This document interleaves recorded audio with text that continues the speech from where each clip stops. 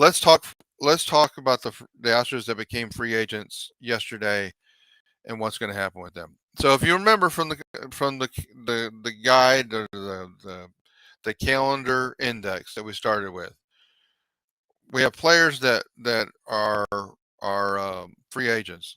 Now, Casey, that'll be a later article. Okay, we'll talk about who's going to replace these guys or which of these. This is I'm talking about the players that were on the Astros. That you know what's going to happen with them. All right, so who are they? Well, number one, we're talking about Michael Brantley, Yuli Gurriel, Christian Vasquez, Rafael Montero, Elizabeth Diaz, and Jason Castro. I'm going to talk about the option players in a minute. Those six players are free agents. If you don't know it, so I've tried to be as clear as I can be about like what do I expect what's going to happen to these players. Number one, because of the nature of this lineup, I expect Michael Brantley will be back. I think it'll be a part-time role. He made $16 million last year. I expect him to be coming about 10 million for this. I expect it to be, that's I just expect Brantley is gonna is guys, his comments in the last 2 weeks is like, man, I'm it's almost like he's talked about it as if he's coming. It's already done. It just needs to be announced, right? I mean, have y'all heard the same thing I've heard out of Michael Brantley's mouth? Like, I'm coming back. Like they can just put whatever number they want on the check for him, and he's going to sign it. So I mean, and I don't think he's going to come back in exactly the same role that he's been in. I expect him to be in a much more part time, like maybe even a third of the time in the outfield and most of his at bats at DH. And if he only plays 100 games in the year, I think you got to load manage Michael Brantley so that he's available to you in the postseason. All right, and that helps his lineup a lot to have that lefty in there. And maybe you don't play Michael Brantley against any lefties. Although he's always been decent against lefties, except for the 2021 season. In the second half, he was terrible against lefties. But I think that had some injury issues associated with it. The one that's going to be there's two of these things that we're going to talk about that are going to be the most divisive. Yuli Gurriel.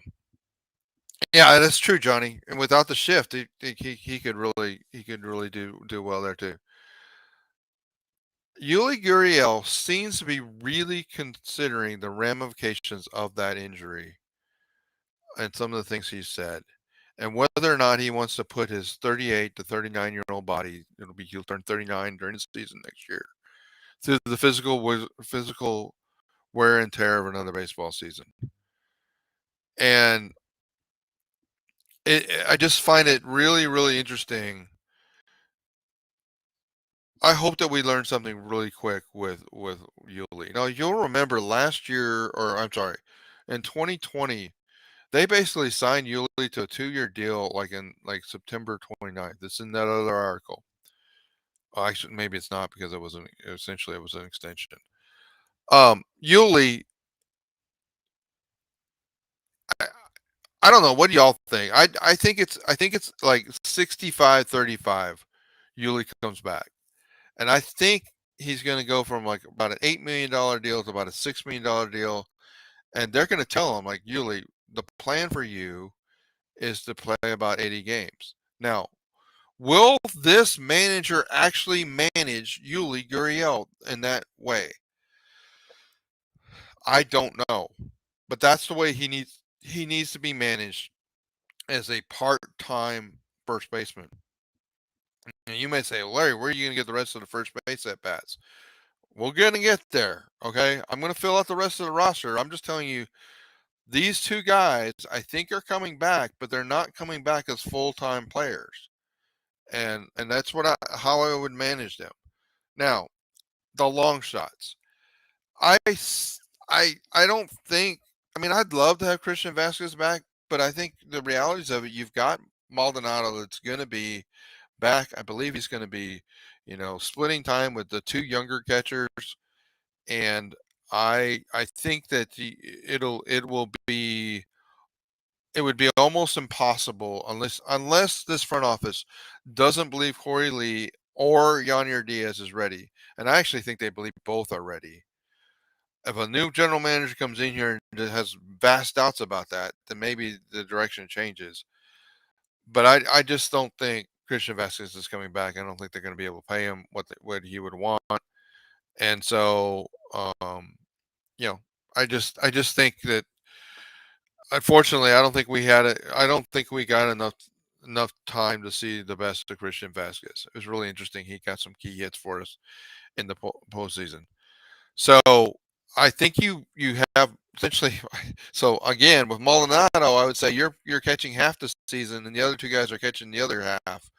Whether that's in some sort of cycling in and out of those guys, or if there's actually three catchers on this roster, knowing that Yonder Diaz can play first base and a little bit in left field. That may be the way this is all pieced together. Rafael Montero, I think, guys, pitched his way to being too expensive for the Astros. I'm just telling you, when been on spaces with other fans, they've said, "Hey, we're hearing rumors that our team's going after Montero," and so Montero's going to get 11, $12 million a year. There's no way this team is going to be able to afford that. Elizabeth Diaz made almost $4.5 million this year. He's not going to want a massive pay cut. I mean, and so I just don't think he's going to be back. And so, I think the answer to well, how do you cover for Elizabeth Diaz leaving is that's the Hensley role, and Hensley becomes in there. So yeah, I love Montero too. Now, guys, I'm not saying that I don't want these things to happen. I'm just telling you, I am being real with you about what I believe is going to happen, because this is real talk. When you have when you have when you have time with talking with Larry the GM, I'm going to give you real talk, right? And that's the way it is. All right, Jason Castro's retired. He's not coming back. I think he was retired before he was retired, to be honest with you. And Brandon, you're right.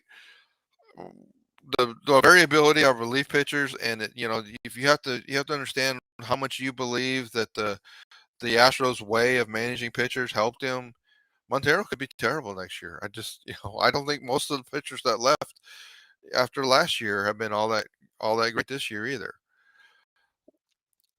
Let's talk Justin Verlander, because this is the most this divisive decision that this front office will make.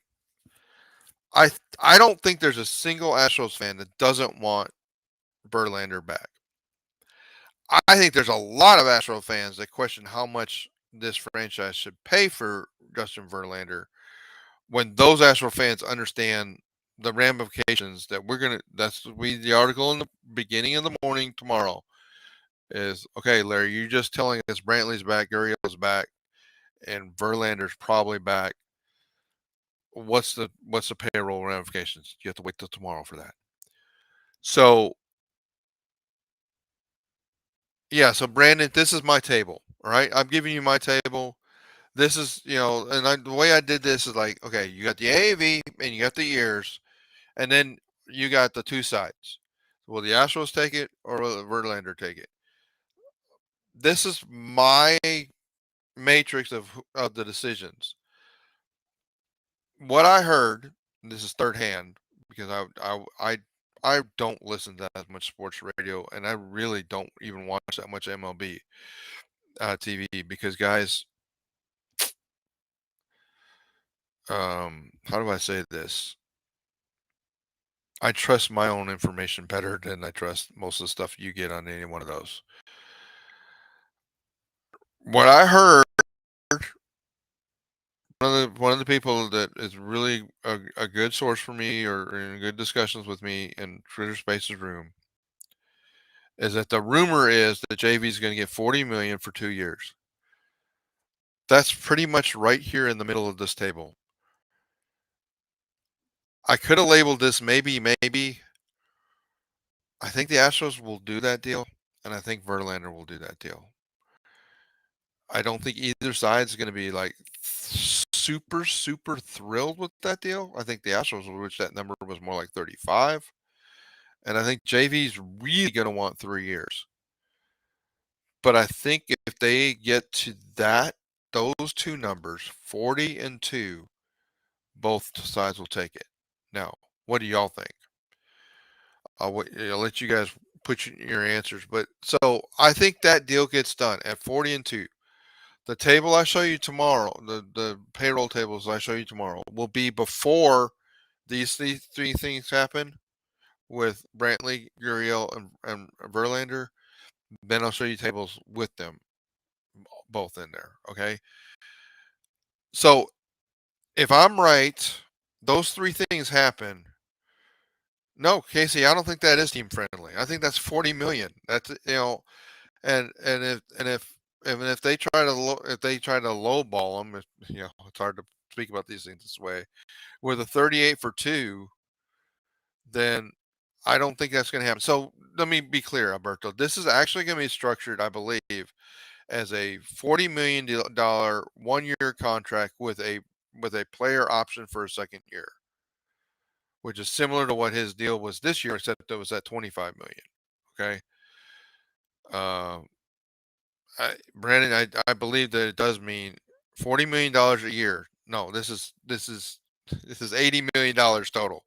$40 million a year, 1-year contract with another $40 million player option for the second year. You guys are struggling with these numbers, I can tell, but that's the number it's going to take. So Brandon, I agree that this could mean that a starting pitcher, most likely Urquidy, because they were trying to trade him at the trade deadline, and to be honest with you, he's the most tradable pitcher that I'd be willing to trade. Will be traded. I don't think you're gonna Casey. I don't think you can possibly get DeGrom because he's gonna want DeGrom's gonna want 45, and DeGrom's gonna want like 5 years. I don't think you're gonna get Jim Crane's never gonna do that. You guys have to understand that Jim Crane loves Justin Verlander, right? You may think these numbers are absurd, and I'm not going to argue with you about that. I'm just telling you that I think this is the way. It's where this is where the Verlander market will be if he's on the open market anyway. And so, all right. So what I think first set of ramifications relative to these players about that, because there's going to be other ramifications about other free agents we might want to get, is that I think Trey Mancini's not coming back. Because number one, I put Gurriel coming back. I don't think you're going to get Gurriel and Mancini both back, one or the other. And so I think it's going to be Gurriel because of the history with Gurriel. Will Smith's not going to, his $13 million option will be turned down by the Astros, and I think they're not going to bring him back. One could argue that that would be a nice bullpen piece, but guys, you got Seth Martinez, you've got other bullpen arms that could come in and be another arm, be the 12th or 13th pitcher on this or 14th pitcher on the staff during the regular season. World Traveler, I'm glad you're saying you're torn because that I think should be the position every single one of us Astros fans is in. But I hear a whole lot of people spewing a whole lot of confidence about their position relative to Justin Verlander. And I'm telling you, if the number was 35 and 2, I'd say do it. If the number was anything less than 35 and 2, I'd say do it, and I wouldn't even be that worried about it. At 40 and 2, it's a it's a it's a maybe for me, and I'm not really excited about that. And if you tell me it was 35 and 3 or anything bigger than 35 and 3, I'd be no, I don't want that.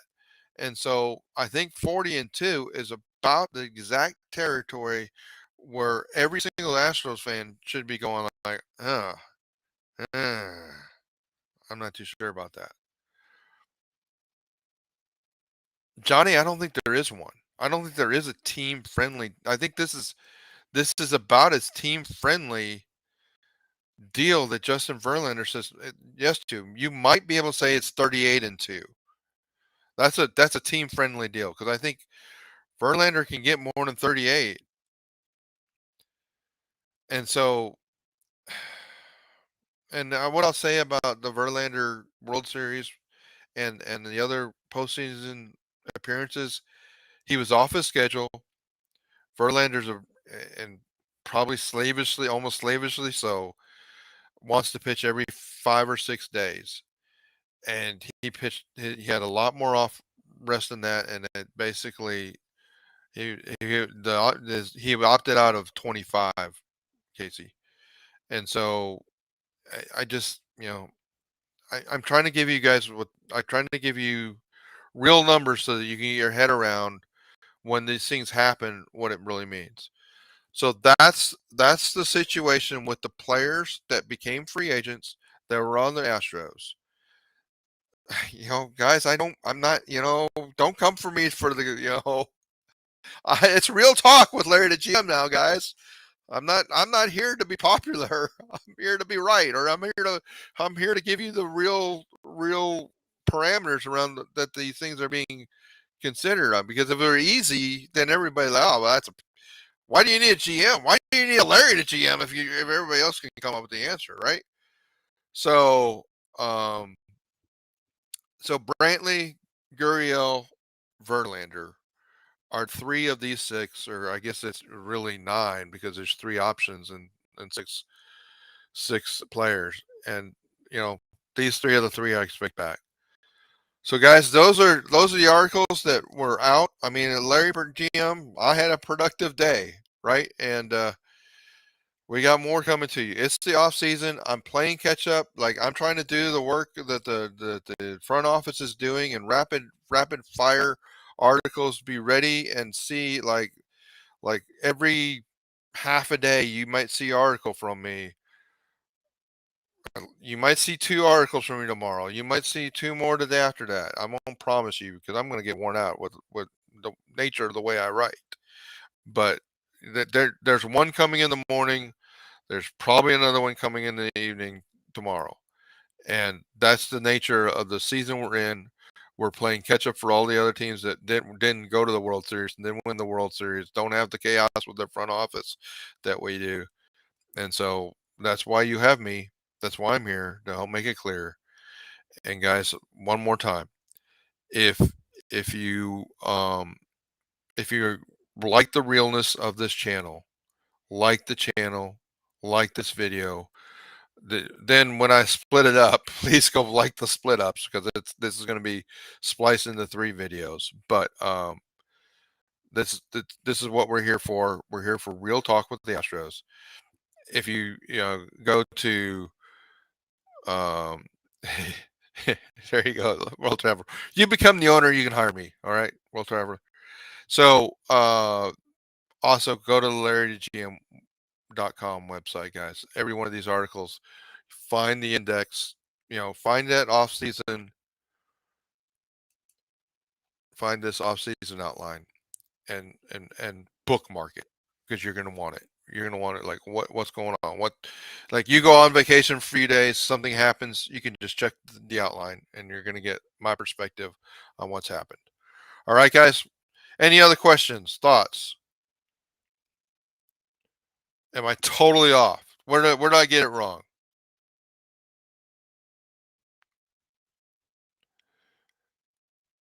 All right. I know there's a lag, so I'm waiting for the lag. But here, guys, thank you for your time. Great group, great chat. You guys did good. I think I answered everything along the way that you were asking because I knew I was going to get to it. And some of the questions you're asking, we're not ready to talk about yet. But give me 2 days, and we'll well, some of those may be a week, but yeah, world travel. I'm worried about that. There's a reason he's not getting these jobs. So the question is, what about Espada? There's a reason he's not getting these jobs, and so number one, world traveler. I think Dusty's coming back. I don't. I don't necessarily agree with that. I think here's what Larry the GM's plan for today would have been. We all have a great time at the parade, and then everybody's invited to Minute Maid Park that wants to come to Minute Maid Park. We opened the roof on Minute Maid Park because we can't put 2 million people in Minute Maid Park.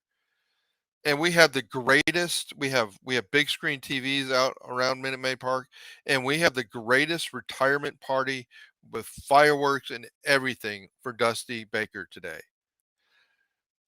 But that's not what Dusty wants. Dusty doesn't want to retire, and so Jim Crane doesn't want Dusty to retire. That's what I would have done. I world. I'm not sure I'm bold enough to say that, World Traveler, but I mean I rated him a 6 out of 10. So that's the just so you know, November 7th, 2022. If Larry the GM was running the Astros, if I were the owner, if I had a GM job that with power, that's what would have happened today. It would have been the greatest coronation. We would have had all of his former players. The parade would have been about like this great historical run of Dusty Baker.